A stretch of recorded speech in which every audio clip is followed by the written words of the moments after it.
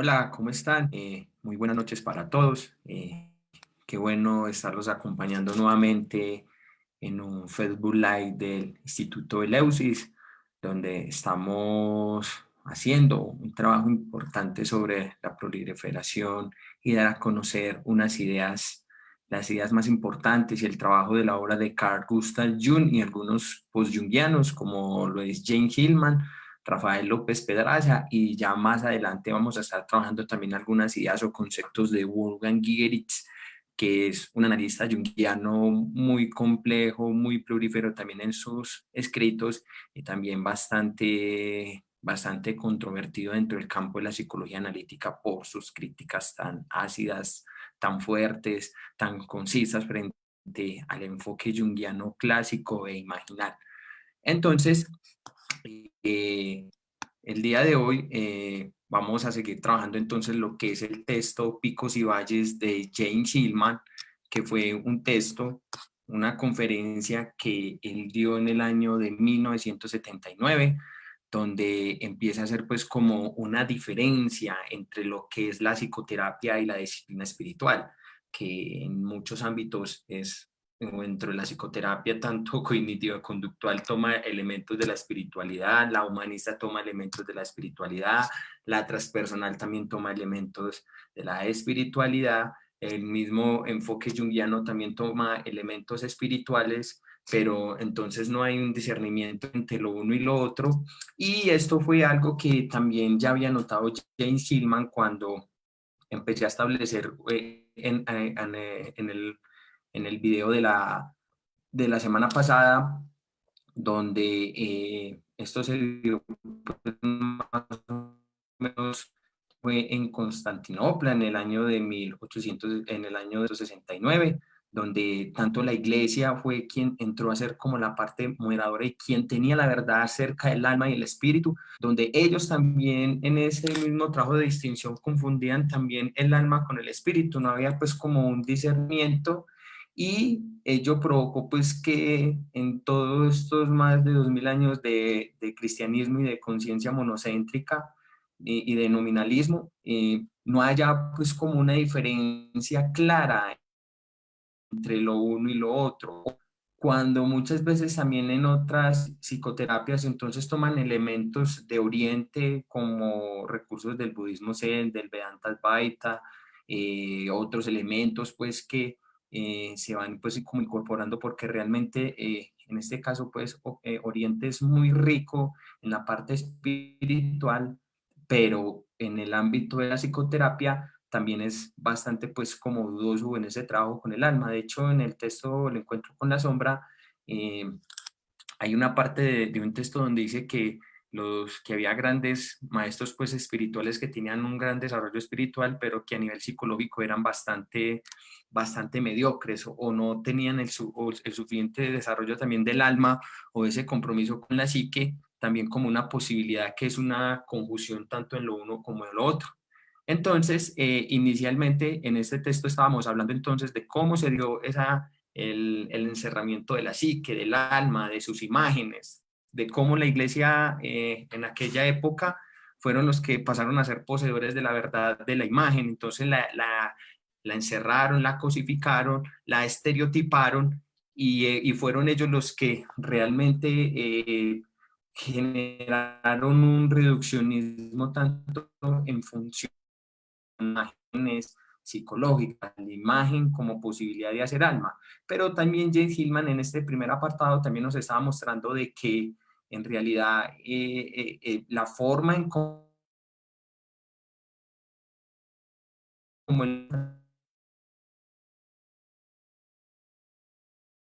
fantasías verdaderas o que en realidad son imágenes con las cuales nosotros estamos asociando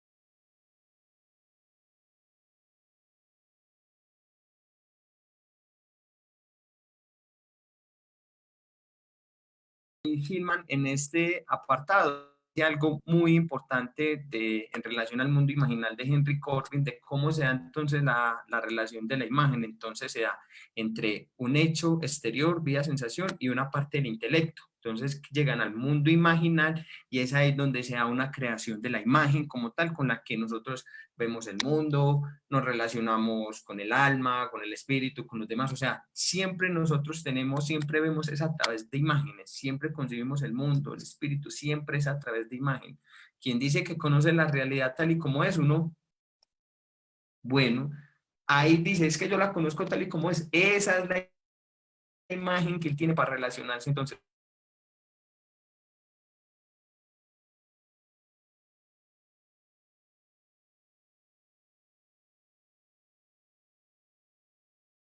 el espíritu, el alma, nuestras relaciones, nuestras parejas, la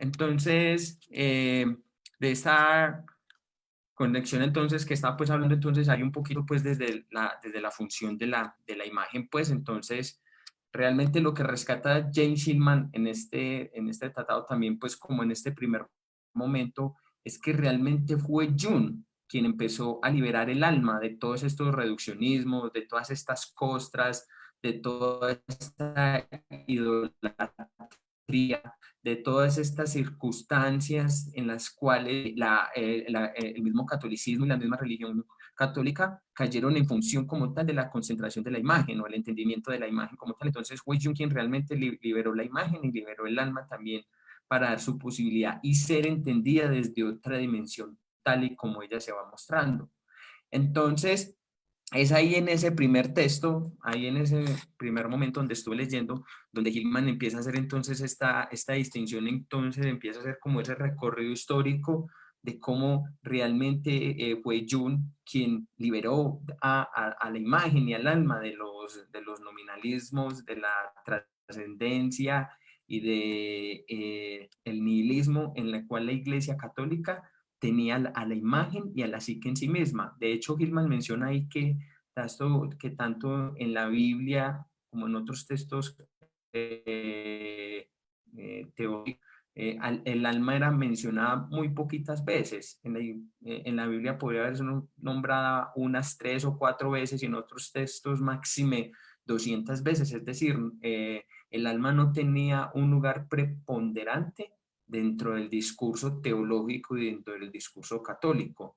De hecho, entonces, si podríamos ver entonces en este aspecto, amplificando un poco más esta situación, entonces ahí nos estamos dando cuenta que en realidad ahí ha habido pues un problema del rechazo hacia la imagen, de esta postura de donde se idolatraban a las imágenes, pero muy estereotipadas, donde no hay una posibilidad a la hermenéutica, a la fenomenología, a la amplificación, a la deconstrucción de la misma, o desde la parte también de los mismos iconoclastas también que destruía toda imagen, pero también desde cierto sesgo también, debido pues como a la noción de realmente que cumplía el alma y la imagen en ese. Entonces, vamos a seguir entonces un poco entonces con el texto donde Jane Hillman hace pues como en un segundo punto, este punto se llama lo que es psique e imagen. Entonces, ahí les estaba pues hablando pues un poquito entonces la diferencia entre lo uno y lo otro. Y entonces J. Hillman en este tratado entonces empieza a ver pues a ver a la imagen como una misma posibilidad de creación, una imagen de la misma fantasía, pero de imaginatio vera, de la imaginación verdadera de la cual hablan los alquimistas, pero que en su momento la misma Iglesia Católica y el cristianismo rechazó, toda esta parte de las religiones monoteístas. Entonces dice así de la siguiente manera, Cuando las imágenes se vuelven alegorías, los iconoclastas han vencido. La imagen misma se ha vuelto sutilmente debilitada. Sí, las imágenes son admitidas, pero solo si son imágenes oficialmente aprobadas, ilustrativas de la doctrina teológica. La propia imaginería espontánea es espuria, demoníaca, diabólica, pagana, gentil. Si a la imagen es admitida, pero solo a fin de ser venerada por lo que representa, las ideas abstractas, las abstractas configuraciones trascendentes detrás de la imagen. Las imágenes se vuelven modos de percibir doctrinas, ayudas para enfocar la fantasía, se vuelven representaciones, mas no presentaciones, ya no son presencias de poder divino. Entonces, aquí Gilman nos está hablando pues un poco más o menos de lo que yo les estaba hablando ahorita. Entonces, es decir, ¿quién determinaba como tal entonces lo que es la imagen? La Iglesia Católica. ¿Qué podría representar entonces la imagen? Según los parámetros de la Iglesia Católica. ¿Qué podría entonces la imagen cumplir una función en nuestra vida? Según los parámetros de la Iglesia Católica. ¿Cómo planteaba entonces la imagen en aquella época y cómo nosotros la podíamos entender o representar? Según los parámetros de la teología cristiana. Y entonces es aquí donde, por ejemplo, María Luis Bonfrán planteaba pues algo muy cierto, que uno de los grandes problemas que ha tenido la Iglesia Católica en su parte nihilismo es que han rechazado el alma, el cuerpo y el mal. Entonces, y en este caso la imagen misma, aunque el cristianismo también es una imagen, pues, sino que ellos, como en este caso, como poseedores de la verdad o como entendimiento único, no daban la posibilidad entonces de amplificaciones, es decir, de que la imagen en sí misma se nos presenta. Entonces, no demonizarla, porque este es uno de los grandes problemas entonces que ha tenido como el intelectualismo y el ego porque el ego rechaza toda condición que lo excede a él, o sea, que pueda tomar control sobre él.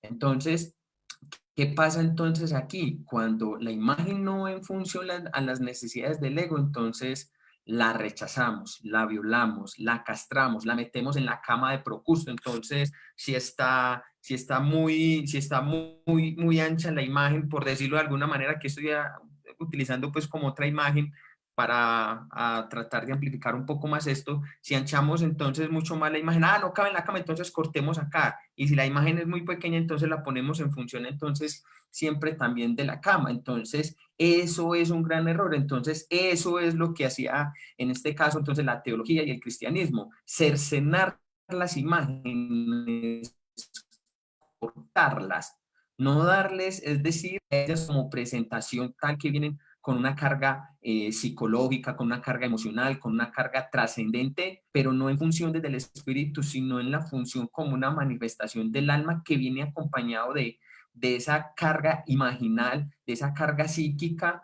que le da la posibilidad entonces de que nosotros podamos tener una comprensión más de aquello que está ocurriendo en nosotros mismos. Entonces, hasta incluso ese momento de lo imaginal también lo podemos ver en el enfoque junguiano clásico, cuando entonces queremos enclaustrar las imágenes arquetípicas en determinado arquetipo. Entonces, esta imagen entonces cabe entonces en el arquetipo del héroe. Esas categorías simbólicas ya en sí mismas también están cercenando a la imagen. ¿Por qué? Porque la imagen arquetípica en sí misma trae todo lo que necesita para, eh, para manifestarse, para entenderse, para comprenderse, para darle un lugar a que se presente con lo positivo, con lo negativo, con todo lo que viene. Y ese es nuestro trabajo, en este caso desde la psicología imaginal, poderle dar ese lugar a la imagen. ¿Por qué? Porque en última instancia la imagen que es una manifestación propia de la psique, del alma en este caso. Entonces, es aquí cuando muchas veces ya Hillman empieza a hacer una crítica a la psicología junguiana clásica por ese mismo cercenamiento que ellos también tienen de las imágenes también, porque entran en una postura que es exageradamente metafísica, pero que no logran total el mismo discernimiento de la imagen, porque la imagen a ellos también los abruma, la imagen a ellos también los puede exceder. Entonces necesitamos encerrarla en una categoría simbólica, en una categoría de los arquetipos para poder entender a la imagen. Entonces ya ahí hay un gran problema, ya ahí hay un gran trabajo que que Hillman desarrolló y que liberó el alma también en este caso y a la imagen de los claustros de junguianos clásicos, que no fueron capaces de ver un poco más allá de los arquetipos en sí mismo o de la imagen y empezaron a encerrarlas en categorías simbólicas. Algo fue, pues, que fue un gran error, algo pues que aún se sigue viendo y que bueno, yo pienso pues que eso es como cada quien, el estilo que cada quien trabaje, pero que eso también ha sido entonces un gran error. Y en este caso también se ha utilizado lo que son los arquetipos en este caso también hasta incluso el animal no como vía en la cual la psique misma o el alma se está presentando a sí misma, sino que empiezan a utilizar los arquetipos también como una función más espiritual, más sagrada, más trascendente, más allá de, pero que eso cada vez entre más vos te estés elevando, pasa más o menos como el vuelo de Ícaro, que llega hasta el punto que se quema, que te estás alejando de la psique, del alma en sí misma. Entonces, entre más vos estés volando, entre más vos estés en una búsqueda espiritual, más te estás relegando del alma, más te estás separando, más te estás alejando de la imagen tal y como se presenta porque la necesitas encerrar en algo, la necesitas estereotipar o meterla, en este caso, en un arquetipo, algo pues que es muy, algo pues que Hillman rechaza un poco, algo que Hillman lleva pues como a otro nivel de entendimiento de la psique tal y como se manifiesta y que muchas veces entonces esto no está hablando de las necesidades humanas, sino de la psique misma en todas sus manifestaciones. Es decir, de que Hillman también en esto nos está dando a entender de que mientras que la Iglesia Católica y en este caso también la teoría junguiana clásica estaban llevando pues como a la psique, es decir, al alma en una manifestación entonces de situaciones personales, de situaciones mucho más de nuestra vida comportamental y psíquica, Hillman entonces rechaza esa postura. ¿Por qué? Porque Hillman dice que nosotros somos una creación del alma y que nosotros somos un portal por el cual el alma se manifiesta, es decir, donde la psique con sus imágenes habla a través de nosotros. Entonces, necesariamente no está hablando de cuestiones psíquicas personales, sino que está hablando del alma en sí misma a través de esa imagen y que necesita ser personificada. Entonces, es ahí donde Hillman le empieza a dar lugar entonces a la imagen a la imagen y a la psique como pura manifestación entonces de esa vida constituyente, de ese mismo misterio en el cual nosotros nos encontramos y que entonces, como estaba mencionando ahorita, que tanto el monoteísmo o en este caso también la teoría junguiana clásica entraron a confundir tanto lo que es el espíritu con la psique, con el alma en sí misma y con las imágenes. Entonces, es ahí pues donde ya Hillman empieza a hacer pues como un poco de discrepancias entonces entre lo que es la psicoterapia y entre lo que es la espiritualidad. Entonces, continuemos entonces un poco, entonces dice Hillman, el alma y sus imágenes ha venido estando alienadas durante tanto tiempo de nuestra cultura consciente, podrían ser reconocidas solo por el alienista, por el artista para quien la imaginación y la locura siempre han sido primos que se besan en la antropología de nuestra cultura. De modo que Jung dijo, si usted está en búsqueda del alma, vaya en primer lugar a las imágenes de su fantasía, pues es así como la psique se presenta directamente. Toda conciencia depende de las imágenes de la fantasía.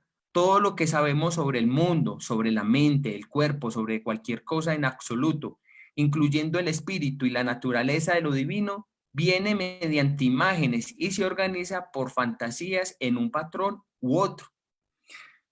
Entonces, si fuéramos a aproximar entonces un poco a este texto, a este párrafo, otra vez volvemos al asunto que estaba mencionando ahorita.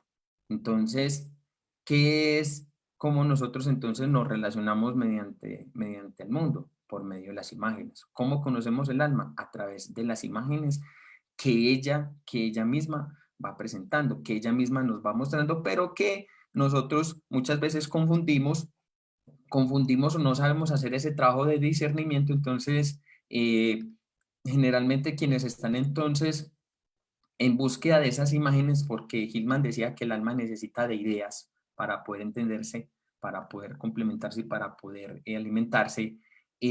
Las imágenes, en este caso, como nosotros entendemos nuestro cuerpo, por medio de imágenes. Ya decía Hillman que el Arne, en este caso el cuerpo, es una ciudadela de metáforas. ¿Y cómo nos relacionamos con nuestro cuerpo? A partir de las imágenes. Yo no sé si ustedes se han dado cuenta que generalmente nosotros mismos tenemos una concepción de nuestro cuerpo, entonces decimos, ah, sí, empezamos a investir el cuerpo, a darle particularidades. Entonces ves, sí, yo soy bonito, soy flaco, tengo la nariz torcida, mis dientes son muy bonitos, soy piernoncito, soy fuerte, tengo buenos músculos. Entonces, ahí ya estamos invistiendo al cuerpo por medio de imágenes. Ahí ya le estamos dando al cuerpo algún valor entonces metafórico de lo que representa para nosotros y cómo lo vemos nosotros. Pero si nosotros vamos 6 veces y le preguntamos a otras personas y le decimos, ay, no, pero es que yo me veo tan feo, mira estas piernas, tal, tal. Entonces llega el otro y dice, no, pues ¿cómo que te estás viendo feo? ¿Cómo que dices que tenés piernas flacas? Yo en ti veo, yo en vos veo pues todo lo contrario. Yo en vos estoy viendo entonces una mujer, o un hombre también, entonces bien parecido, bien parecida, guapa, con la que soy capaz de salir, ¿no? Qué mujer tan hermosa, tan mamacita. Entonces, para el otro oso, el otro por medio de sus imágenes te está viendo una mujer muy guapa, muy mamacita. Y en el cambio de vos misma, relacionándote con tu cuerpo, te estás viendo fea. Entonces, es ahí donde, mire que el cuerpo se va invistiendo, es por medio de imágenes. Lo vamos entendiendo es por medio de imágenes, o nos relacionamos con él es por medio de imágenes. Y lo mismo también pasa entonces, con la mente. Nosotros, ¿cómo entendemos con la mente? Pues que eso sigue siendo un concepto muy ambiguo, hasta incluso para la misma psicología o para la neurociencia, porque ¿dónde está la mente? ¿En qué lugar? ¿A dónde? Si muchos dicen que el cerebro, entonces lo están tomando de una manera muy literalista, y eso también es una imagen. Entonces, por eso es que la psicología de cierta manera no puede ser ciencia, porque su trabajo es de absoluta interioridad, y su compromiso como tal es con la psique. Entonces, cuando se reduce a todo, al método científico, que también es una fantasía y que también es una imagen, cerramos a la psique, al alma, en esas determinaciones categoriales nominalistas y de conciencia monocéntrica, que no daría entonces lo que es el conocimiento mucho más allá de lo que la imagen en sí misma nos está hablando y de lo que es la psique. Entonces, cuando Jung está hablando, entonces en este caso, que son los artistas quienes realmente pueden captar esas fantasías de la psique o esas imágenes por la intuición, porque ellos son traductores, para hablarlo de alguna manera, como de ese inconsciente colectivo. Ellos son receptores de eso y ellos empiezan a traducir esas imágenes tal y como se le vienen y las traen al mundo concreto. Entonces, si podemos ver, por ejemplo, las grandes obras de muchos artistas. Eso es una transcripción de lo inconsciente o de esas imágenes que ellos viven, ellos las traen, ellos lo que hacen es traducir todo ese lenguaje simbólico, el lenguaje imaginal de la psique en su obra de arte, y eso también pasa con la música o con grandes literatos también, que hay una prosa, pues, y hay libros que son muy hermosos, que son escritos desde esa psique también y desde ese mundo imaginal. Por ejemplo, ahí tenemos a Gerard de Nerval. Gerard de Nerval era un escritor francés que el hombre se enloqueció, pero escribió un libro muy hermoso que se llama Aurelia, o El mundo del sueño, en el cual Jung dictó también una conferencia. Entonces, eso también es muy importante. Entonces, dice Hillman, esto es verdad incluso para tales estados espirituales como la luz pura, el vacío, la ausencia o la gozosa función, cada uno de los cuales se capta o estructura el alma de acuerdo a un otro patrón arquetipal de la fantasía. Puesto que estos patrones son arquetipales, siempre estamos en una o en otra configuración arquetipal, en una u otra fantasía, inclusive en la fantasía del alma y la fantasía del espíritu. El inconsciente colectivo que abarca los arquetipos significa nuestra inconsciencia de la fantasía colectiva, que denominan nuestros puntos de vista, ideas, conductas mediante los arquetipos. Déjenme continuar solo un momento con Jung, aunque ya casi estamos en la parte abstracta intelectual en esta clase. Entonces dice lo siguiente: cada proceso psíquico es una imagen y un imaginar. El único conocimiento que tenemos que sea inmediato y directo es el conocimiento de esas imágenes psíquicas.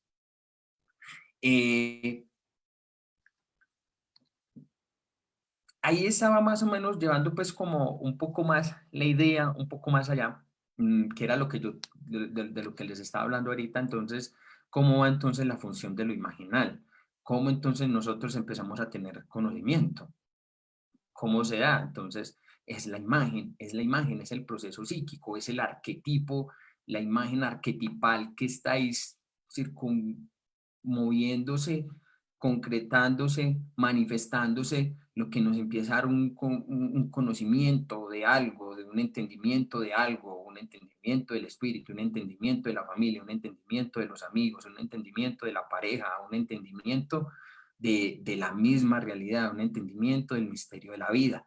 Entonces es imposible no, o sea, quien dice que conoce, entonces que pretenda conocerte tal y como si, vos le decís, no, usted no me está conociendo tal y como si usted me conoce por las imágenes que tiene de mí, pero en realidad puede que sea otra cosa muy diferente a eso que vos pensés, porque está configurando tu realidad o tu experiencia a partir de esa configuración arquetípica que él mismo tiene, que él ya mismo trae, que él mismo va construyendo entonces tanto del intelecto como de lo que empieza a extraer de este mundo sensorial. Entonces esa conjunción de la imagen ahí en ese mundo imaginal es lo que da la misma posibilidad con lo que nosotros estemos conociendo cada día, todos los días. Entonces, ya más o menos aquí, a ver, me voy a adelantar un poquito. Bueno.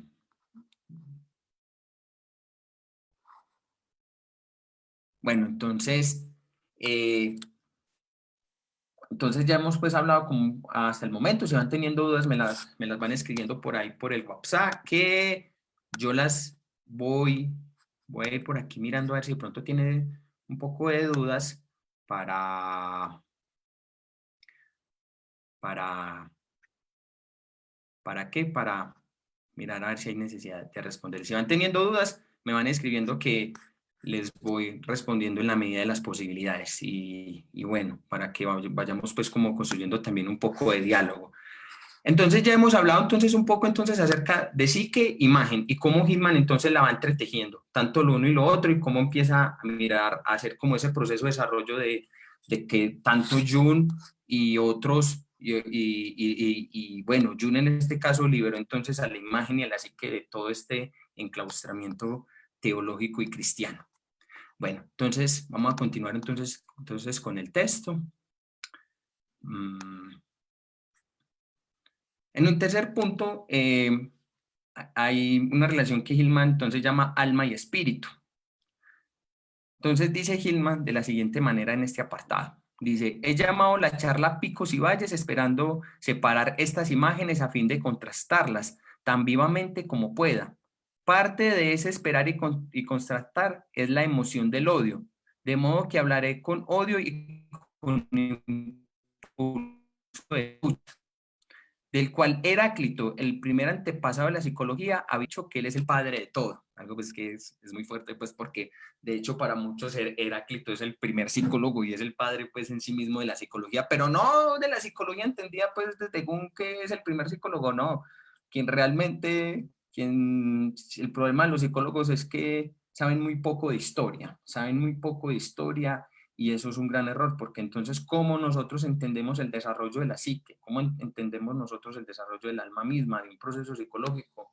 Yendo hacia atrás, mirando su evolución, mirando su desarrollo, mirando las comprensiones que ha tenido en sí misma. No sé, por ejemplo, si ustedes mismos se han dado cuenta que es la psique la que nos obliga a ir hacia atrás para poder comprenderla. Es la psique, ¿me querés entender el momento presente? Pues, ¿cómo fui entonces antes? ¿Cómo he evolucionado? ¿Cómo vivo y cómo me he ido desarrollando? Entonces es algo que también es muy importante y que es muy para nosotros poder tener una comprensión del desarrollo de la psique, del desarrollo del alma, cómo ha evolucionado, cómo se ha manifestado, cómo esta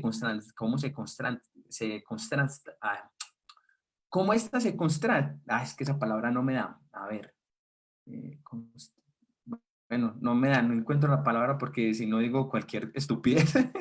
Bueno, ¿cómo esta se relaciona? Sí, voy a utilizar esta palabra. ¿Cómo esta se relaciona entonces en lo que tenemos ahora en día y cómo esta se va mostrando esos matices y esas luces en la cotidianidad actual en esta posmodernidad, que es algo entonces muy importante tener en cuenta. Entonces, por ejemplo, si lo fuéramos a llevar un proceso analítico, es importante mirar cómo ha sido la vida del paciente, cómo la ha constituido, cómo la ha desarrollado, cómo la ha entendido, cómo la ha vivido, cómo la ha experimentado, cómo se ha ido ella misma evolucionando, o en el caso que se vaya presentando una patología o por el sufrimiento que lo aqueja y que lo lleva a consulta, es mirar también esos pasos también. Obvio que hay cosas muy puntuales que hay que trabajar, pero que también hay que saber que en esas cosas puntuales hay una historia detrás que viene. Entonces, eso también es muy importante. Entonces, dice Hillman, el significado contemporáneo de pico fue desarrollado por Abraham Maslow, quien a su vez, en resonancia con una imagen arquetipal, puesto que los picos han permanecido al espíritu desde el monte Sinaí y el monte Olimpo, el monte Pamos y el monte de los Olivos, el monte Moriah del primer Abraham patriarcal, y podrían fácilmente nombrarse una docena de montañas del espíritu. No requiere muchas explicaciones darse cuenta de que la experiencia pico es un modo de describir la experiencia neumática. Neumática quiere decir, habla del espíritu, neuma, espíritu, para que no se vayan a enredar con esa palabra. Y que la escalada de los picos está en la búsqueda del espíritu, o es el impulso del espíritu en busca de sí mismo. El lenguaje empleado por Maslow acerca de la experiencia pico, autovalidante, autojustificadora y que lleva su propio valor intrínseco consigo, la semejanza a Dios y la proximidad a Dios. El absolutismo e intensidad de un modo tradicional de describir las experiencias espirituales. Maslow se merece nuestra gratitud por haber reintroducido el neuma, el espíritu en la psicología, incluso si su movimiento ha sido compuesto por la antigua confusión del neuma con psique. Pero hay cerca de la psique de la psicología. ¿Qué hay de cerca?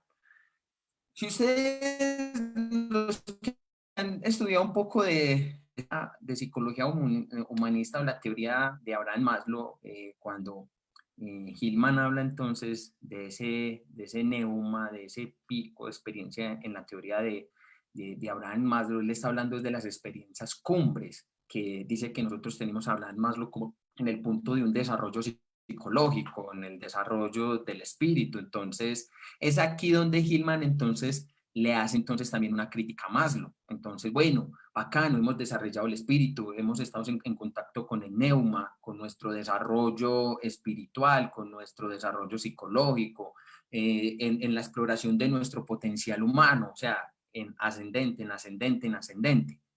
Pero entonces, es decir, ¿dónde está entonces aquí? Nos habla Hillman, entonces si el espíritu está en la psicología, entonces ¿dónde está la psique? ¿Dónde está el alma en la psicología? Entonces es aquí donde Hillman, por ejemplo, en su libro Reimaginar la psicología, le hace una crítica entonces al humanismo en un concepto de trascendencia, donde él dice que el problema que ha tenido el humanismo es que niegan, ellos entonces dejan la patología por allá, medio la tratan, entonces la meten por debajito, no, y entonces se siguen centrando en su desarrollo espiritual, en el desarrollo de su potencial. Pero ahí es donde Hillman dice algo muy bonito, que es en la patología, en el patologizar donde aparece el alma, es ahí donde se nos manifiesta, porque que nos ha enseñado Hillman en este caso, que el alma siempre aparece en la aflicción, entonces en la tristeza, en la desesperación, en la soledad, en la angustia, en el trastorno límite, en las circunstancias que son incontrolables en nuestra vida, es ahí donde está el alma, es ahí donde ella se nos presenta, es ahí donde para Hillman, respondiendo esta pregunta, cuando él dice entonces dónde está la psique en la psicología, entonces es ahí en, en lo que muchas veces nosotros más desdeñamos, es ahí donde está el alma, es ahí donde realmente está el compromiso. Y que Hillman entonces aquí hace una crítica mortal entonces a la psicoterapia cuando se combina con elementos espirituales que entonces siempre en ascendente, pero no en descendente. Por eso decía Joan Manuel Serrada en una frase muy bonita, tu alma es profunda y oscura, y mientras el espíritu va en descendente, el alma va en ascendente, es decir, va siempre hacia abajo, va siempre al misterio, siempre va entonces a las circunstancias muchas veces incognoscibles. Y es ahí donde realmente nosotros también tenemos ese trabajo. Entonces, muchas veces entonces de las críticas también entonces que hace Hillman, entonces que se trabaja lo que es el autoconocimiento, se trabaja el autocuidado, se trabaja el desarrollo espiritual. ¿Y el alma dónde queda?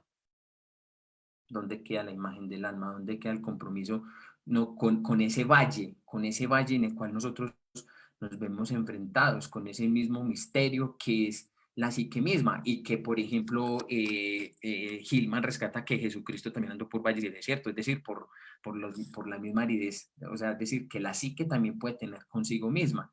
Entonces eso también ha sido pues como una de las críticas que Hillman hace entonces en este caso, que los psicoterapeutas combinan lo espiritual y lo psicológico, pero que en realidad son dos cosas que son diferentes, pero que son complementarias. Y entonces, si se va siempre por un lado, entonces hay un nihilismo puro y duro en negar el alma, por siempre ir en esa trascendencia del espíritu.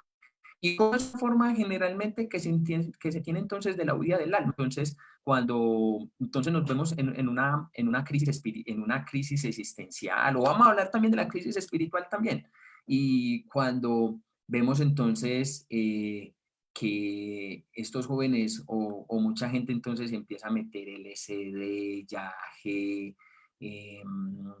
¿cómo es que se llama esta otra planta que es hongos?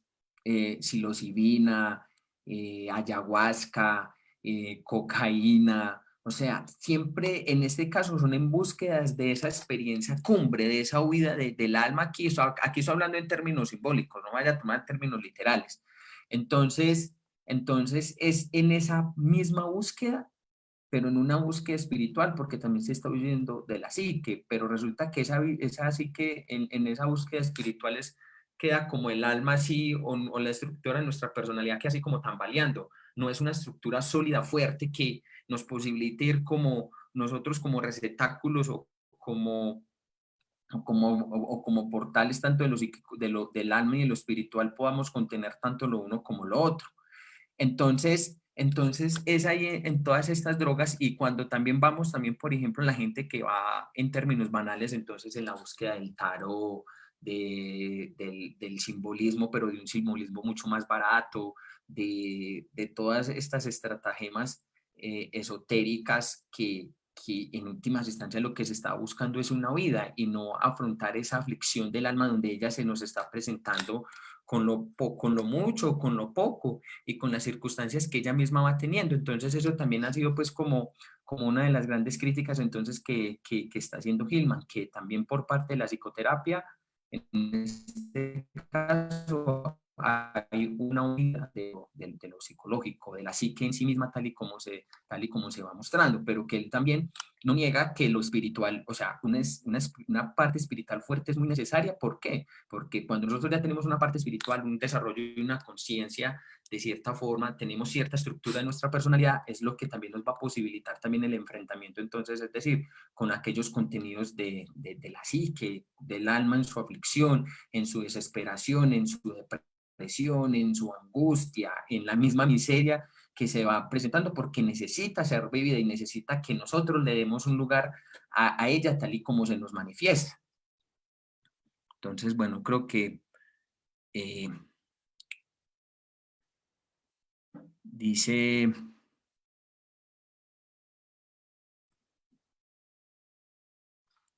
dice Hillman, quisiera señalar una o dos pequeñas curiosidades en esta carta. Pueden ayudarnos a ver aún más allá del contraste entre alma y espíritu. Primero, habéis advertido que es literal y no meramente metafórico.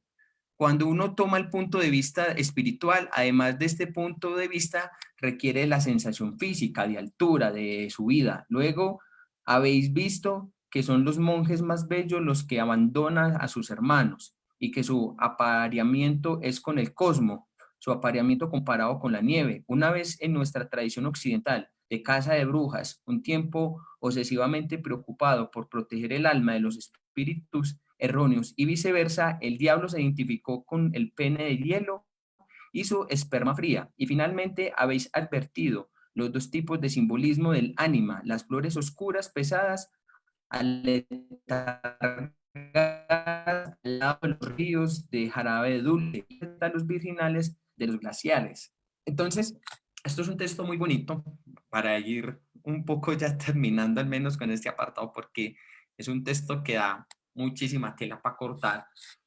Entonces vemos aquí que, que generalmente cuando uno conoce a estos grandes monjes o también a la misma experiencia de la psique, o sea, lo espiritual también es una huida de la psique en sí misma, de esto cómo ya se nos va manifestando y se nos va mostrando. Entonces también hay una separación de estas circunstancias imaginales, simbólicas propias del alma, cómo se nos manifiesta para darle lugar netamente a lo espiritual.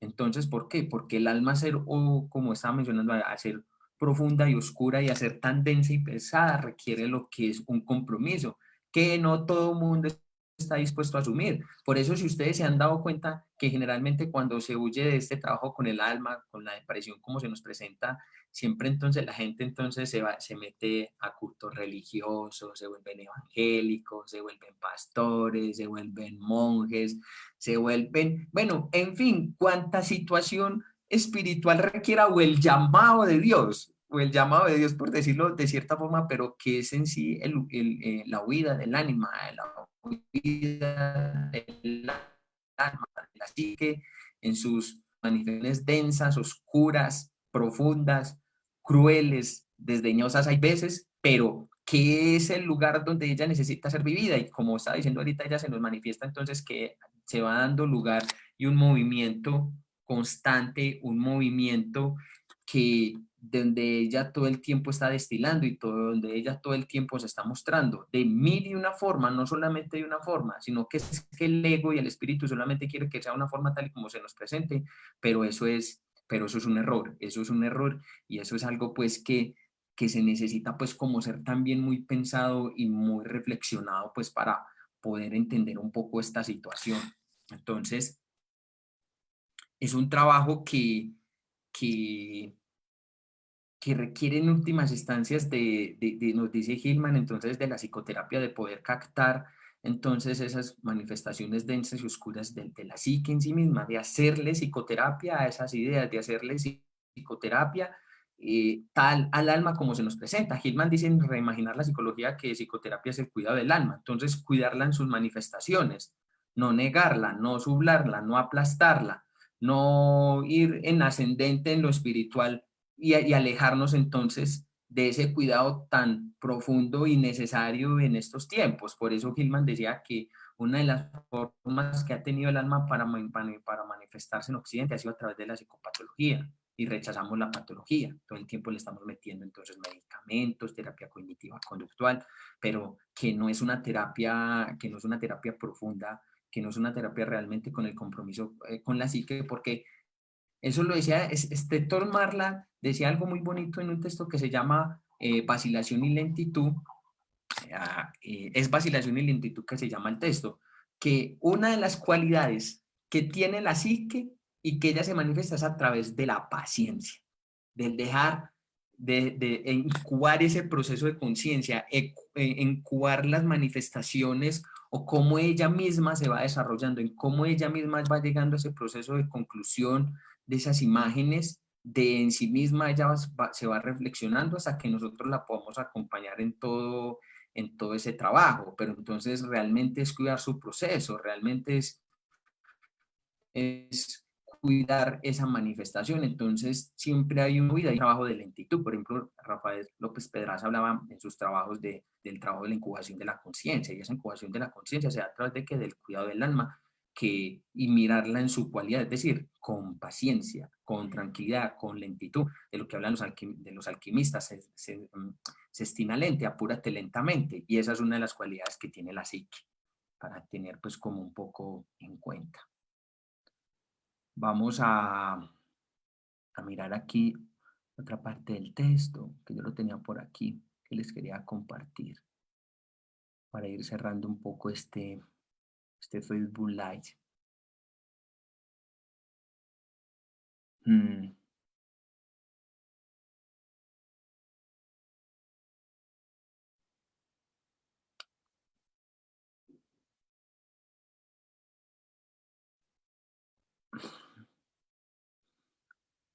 bueno,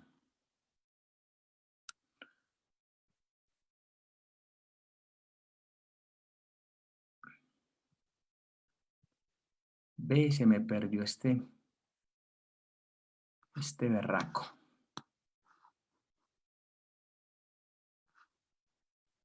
Bueno, dice Gilman, por aquí ya lo encontré.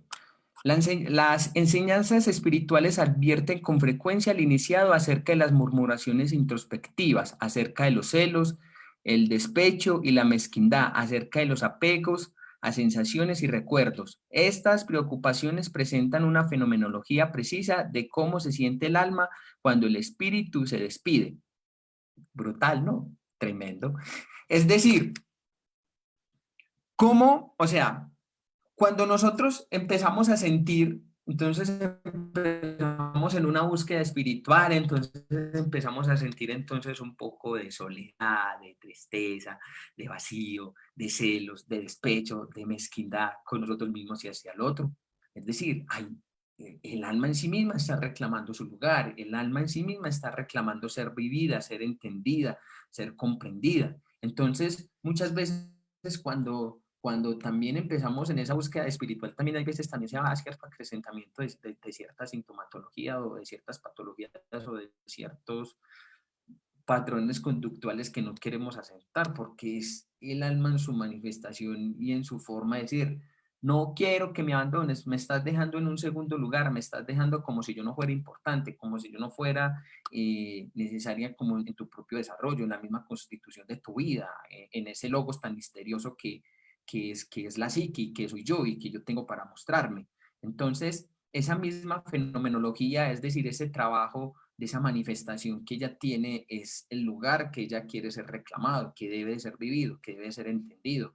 Y que muchas veces en la psicoterapia, entonces esto lo niegan entonces en la psicoterapia, bueno, ven, pero es que no, a ver, cuéntame pues cómo son tus celos, pero por qué vas a tener celos, en qué circunstancias, según depende del terapeuta, un cognitivo conductual, dije, ah, bueno, resulta que tienes celo, entonces te vamos a montar este esquema maladaptativo y te vamos a montar otro esquema adaptativo, pero no están entendiendo la profundidad en sí misma de los celos, del despecho, de la depresión, de la angustia, de los apegos, de las sensaciones, de ciertos recuerdos que no nos dejan vivir. ¿Pero por qué? No nos dejan vivir porque tampoco los dejamos vivir, tampoco los personificamos, tampoco le damos lugar a que se muestren. Entonces llega el psicoterapeuta transpersonal, ah, bueno, listo, vamos a traer entonces tu parte espiritual, esto, con mitos, con metáforas, pero en una parte aún mucho más en ascendente, no en descendente, no dándole lugar a que estas manifestaciones del alma o como ellas se nos están mostrando es la misma sensación. Por eso las enseñanzas espirituales advierten de esas introspecciones y de esas murmuraciones del alma. ¿Por qué? Porque necesitan ser superadas, pero es que no hay que superarlas, hay que vivirlas y que ellas se realicen en sí mismas, en nosotros, ese daimon que necesita individuarse. Bueno, voy a terminar aquí en este pedacito porque ya va la hora. Si una persona está a la vez en terapia y en una disciplina espiritual, el Vedanta, ejercicios respiratorios, meditación trascendental, etcétera, el maestro espiritual bien podría considerar el análisis como una pérdida de tiempo, como ilusiones y trivialidades. El analista podría considerar los ejercicios espirituales como una vasija psíquica, una oída o bien una físida asomar un tipo de conversión histérica, sofisticada, o hacia la metafisicidad, es decir, hacia lo metafísico. Entonces, para terminar aquí con esta reflexión un poco de lo que el texto está hablando en sí mismo y lo que está hablando Hitman aquí, es que si en este caso quien trabaja solamente lo espiritual, entonces tiene un desdeño hacia lo psicológico, piensa que, entonces que lo psicológico son ilusiones, son muchas veces ilusiones del ego, son muchas veces trivialidades o son deseos que no deben de ser encarnados. Pero eso también es eso pues como un problema pues que tienen en este caso muchas veces las tradiciones espirituales de Oriente, porque, por ejemplo, en el Bhagavad Gita y en el Mahabharata, entonces dice así, que el eterno es el deseo es el eterno enemigo del sabio, pero debería de ser todo lo contrario. El deseo de ser la posibilidad por el cual el sabio también va con su propio saber psicológico, entonces lo desdeña porque es maya, es el mundo de las ilusiones, es el mundo entonces de lo que no es espiritual o que no nos permite estar en contacto entonces con este alma, con este Dios interior y después con Brahman, con este gran Dios. Entonces hay un desdeño entonces hacia la comprensión de psicológico, es decir, hacia la comprensión de la psique misma y cómo ella entonces se va mostrando también.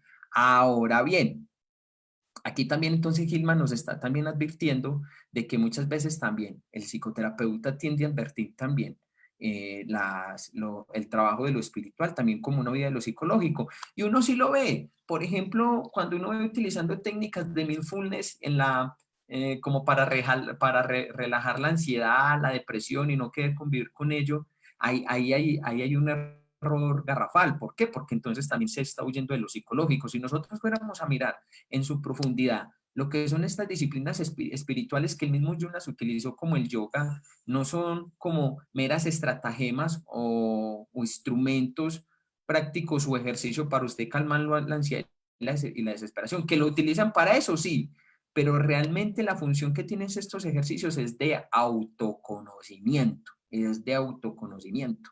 Ese es el verdadero trabajo del yoga y de estas tradiciones espirituales. Entonces, ¿qué pasa? Si un psicoterapeuta no ve, digamos, que el desarrollo de lo espiritual, es decir, de la conciencia, es decir, de la estructura de una personalidad, de lo que yo llamaría de una personalidad humana fuerte, de una personalidad humana consciente de sí misma, de un ego consciente de sí mismo, de un desarrollo de conciencia también que es importante. Entonces, ¿cómo le va a dar también lugar entonces al alma a ser vivida, a ser entendida, a ser comprendida? O sea, no se puede ir a una postura nihilista de negarlo uno, o sea, si solamente trabajo lo psicológico, es lo psicológico y ya, que también es muy loable y es muy necesario, es indispensable, pero si solamente nos quedamos en lo espiritual y desdeñamos lo otro, también ahí hay un gran problema, ahí hay un gran problema, por eso hay que hablar de esa conjunción, de esa tensión de los opuestos, tanto de lo uno y de lo otro, andar en el filo de la navaja constantemente, como dirían los Upanishads, como dirían en estos textos, que no me acuerdo en qué texto es, sí, es en la Katha Upanishad, donde dice que andar en el filo de la navaja es una cosa súper compleja, aquí lo parafraseo pues yo.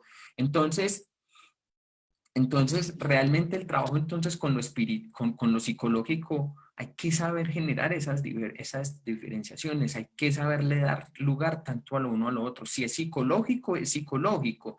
Si es un trabajo que es desde lo espiritual, entonces es desde lo espiritual, pero la diferenciación tanto de lo uno y de lo otro muchas veces es que va a posibilitar entonces un trabajo psicológico o un acompañamiento, en este caso de los consultantes que acuden de una manera mucho más consciente, de una manera mucho más precisa, de una manera mucho más respetuosa, más honesta, que irse solamente por el lado de lo espiritual, como hacen muchos. Entonces solamente es un desarrollo de lo espiritual y un de lo psicológico. Pero una vez que tú tienes ya una comprensión de lo psicológico y tienes cierta estructura, puedes empezar a trabajar también tu parte espiritual, pero no lo ves con desdeño, no lo ves con una sensación metafísica muy volada tampoco, ¿no? Sino que como un desarrollo aquí necesario también que se necesita. Pero entonces la crítica de Hillman también en este texto de Picos y Valles es totalmente a la tergiversación o a la poca diferenciación que se entonces entre una disciplina espiritual y la psicoterapia. Y entonces cómo nosotros también estamos haciendo ese trabajo y ese mismo compromiso. Dice, ve, por aquí me hicieron una pregunta, dice, entonces, Susi Shin, entonces estas drogas son un escape de la realidad. Mira, desde una postura, si fuéramos a mirar las drogas, tienen muchos matices. Te lo voy a hablar, por ejemplo, así en términos simbólicos. Luigi Soja hablaba de que, por ejemplo, el consumo de sustancias psicoactivas se va de drogas porque el adolescente está buscando hacer una transición entre la adolescencia y la adultez. En las antiguas tribus se consumían alucinógenos pero como tal el chamán estaba iniciando al adolescente ya en una vida adulta, que ya eres responsable de ti mismo, que ya eres consecuente con tu propia adultez y con tu propia madurez. Entonces, si ustedes miran, por ejemplo, mucho el consumo de sustancias psicoactivas en muchos adolescentes, es porque ya se creen adultos o están buscando hacer esa transición de la adolescencia a la adultez. Y eso es muchas veces que si muchos psicoterapeutas ni se dan cuenta de eso, muchas madres o muchos psicólogos, que eso es una cosa muy peligrosa, porque ellos están buscando, de hecho, en las drogas como un rito de iniciación o ese paso hacia la vida adulta. Ahora bien, el consumo de sustancias de drogas, muchas veces, si no se hace con un maestro, o si no es una persona que tiene una estructura, un compromiso, un desarrollo tanto en lo psicológico y que sea serio, generalmente también eso, últimamente eso lo están utilizando como, como escape de la realidad, como escape de los propios conflictos de la psique, del alma afligida tal y como se nos presenta. Entonces eso también es muy delicado porque, como decía Manuel Almendro, un psicólogo transpersonal español, que están consumiendo, por ejemplo, lo que es yagé y ayahuasca como si fueran donas. Y eso es algo que es muy serio y eso es un compromiso porque las drogas son llaves bioquímicas que generan una apertura a nivel neuronal y que dan pasos a un montón de contenido simbólico y arquetípico, que si eso no se entiende o si eso no se aterriza, es decir, si eso no se aterriza a lo espiritual, a lo psicológico, entonces seguimos metiéndonos pajazos mentales, pero también muchas veces el consumo de estos se puede dar como una huida precisamente al trabajo con el alma, al trabajo con la psique en su profundidad, en su densidad oscura, y que necesita ser atendido. Entonces, precisamente el consumo de sustancias psicoactivas o esos subones que tienen así, es también en una búsqueda de algo espiritual por negar entonces también lo otro. Entonces, quien generalmente, por ejemplo, Roberto, que es el director del instituto, él ha tenido más de 200 secciones de ayahuasca, pero él lo ha hecho también como un sentido espiritual, pero también con un mismo desarrollo psicológico y ha sido acompañado por chamanes o por gente que ya ha tenido muchísima experiencia. Entonces es ahí donde realmente uno tiene que tener cuidado. Entonces, ¿con qué propósito lo haces? Esto también Antonio Escotado también lo menciona mucho en su libro, creo que se llama Las drogas del mundo, algo así, no me recuerdo bien del título, donde les decía, el consumo de estos psicodélicos deben de tener propósitos muy definidos, propósitos en los cuales yo voy a ser muy consciente de eso. Pero si tú escuchas mucha gente, entonces, no, porque no, me quiero divertir, me quiero relajar, me quiero hacer tal cosa, pero no tiene en sí mismo un propósito firme, fuerte y la conciencia del por qué lo estás haciendo, sino que generalmente lo hacen es con una vacuidad o con un vacío que simplemente, entre comillas, por estar bien, por negar el mismo malestar o el espíritu de la época en el cual nos encontramos. Bueno, muchísimas gracias, les deseo a todos una excelente noche. Muchas gracias por acompañarme en este Facebook Live. La otra semana vamos a seguir entonces con el texto. Se los agradezco mucho. Si van teniendo preguntas, eh, con mucho gusto las voy a estar resolviendo.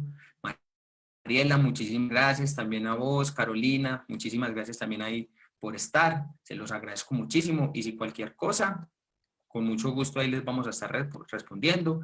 Les recuerdo pues que el Instituto Leusis va a tener toda la semana tenemos Facebook Live de diferentes temas, tenemos a Milker que está tratando los principales conceptos de la psicología junguiana, Roberto está trabajando lo que es el libro rojo, los lunes tenemos introducción al texto de la psicología analítica de Carl Gustav Jung, y bueno, y tenemos pues lo que es una infinidad de actividades, los días sábados también. Tenemos también a Jorge que está trabajando lo que es la temática de los sueños, también algunos cuentos de hadas.